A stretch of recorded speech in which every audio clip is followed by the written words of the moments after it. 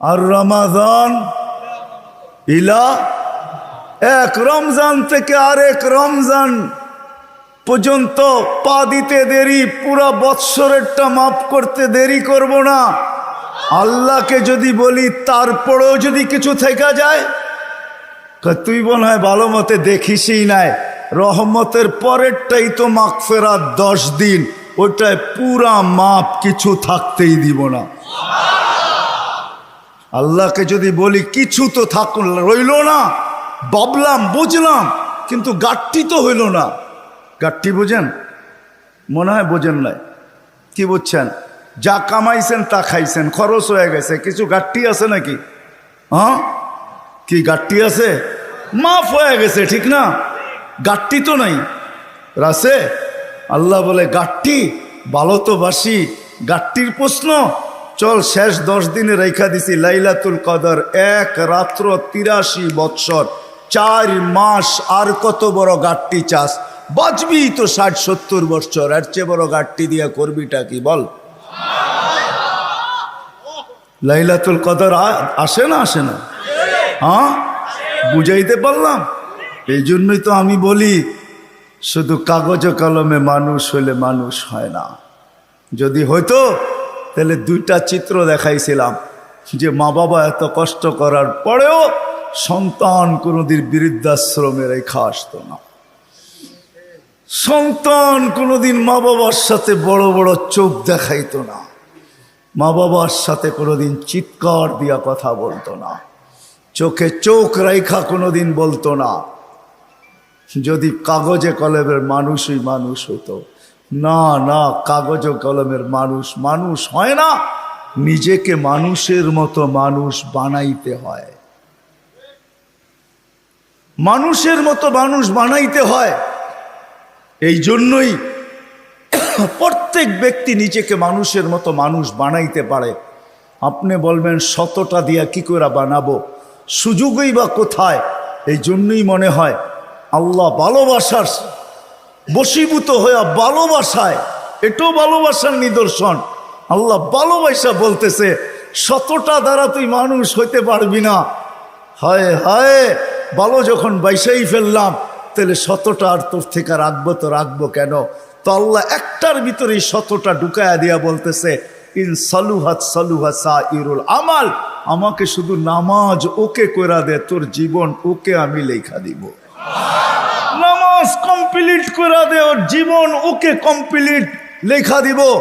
নামাজ পূর্ণ, জীবন পূর্ণ লেখা দিব। এই জন্যই তো আমি বলি এই উম্মত যদি কিছুই না করত,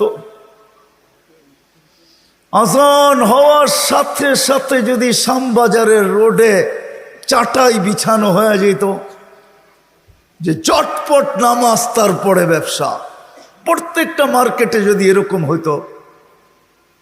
তবে আমি একটা দেশ দেখা আসছি জীবনে, আমি ওই দেশে 6 বার গেছি, 6 বার। আমি চিনি ওই দেশ, আমি দেখা আসছি, দেখা কথা বলতেছি, শোনা কথা না। আমি দেখছি যখন আজান হয় তো বাজারের গলিগুলার ভিতরে প্রত্যেক দোকানদার নিজের চাটাই বিছাইতে থাকে, প্লাস্টিকের চাটাই বিছাইতে থাকে, আর সবাই একজন আরেকজনকে ডাকতে থাকে, চলো জলদি নামাজ তারপর বাজার, চলো জলদি নামাজ তারপর বাজার। আমার দেশটাও যদি এরকম হইতো,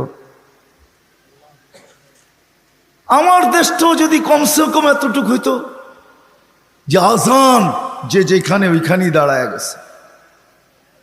হ্যাঁ, এই শরীরটা কার? কার? বাপ দেখা চলেন, ঠিক না? রাগ হেন না আমার কথায়। বাপ দেখা বলেন ডিউটি করি, ডিউটি, ঠিক না? আমি যদি প্রশ্ন করি একজন এখানে জবাব দেওয়ার মতো নাই। প্রতি মাসে যাই কামাই, কার দেহটা দিয়া কামান? হায়াতটা কে দিছে? দেহটা কে দিছে? সুস্থতা কে দিছে? পূর্ণতা কে দিছে? কামানের মতো যোগ্যতা আপনার ভিতরে কে দিছে? একজনও এই পুরা এলাকায় নাই।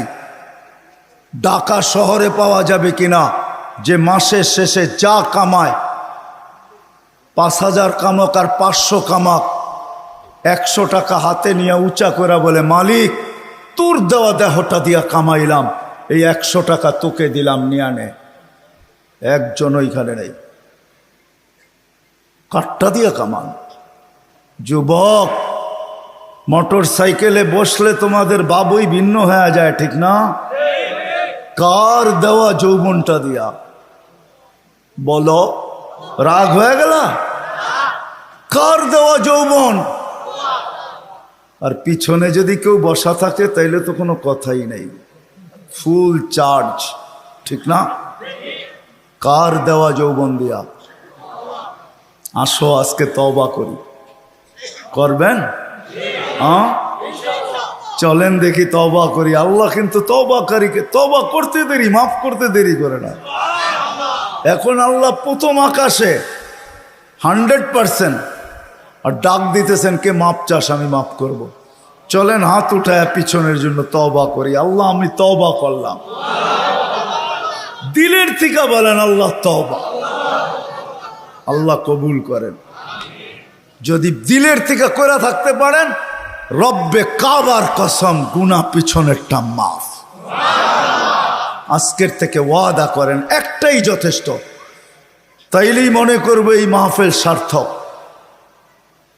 একটা, যে আজকের থেকে কোনো অবস্থায় নামাজ ছাড়বো না, না, না, না।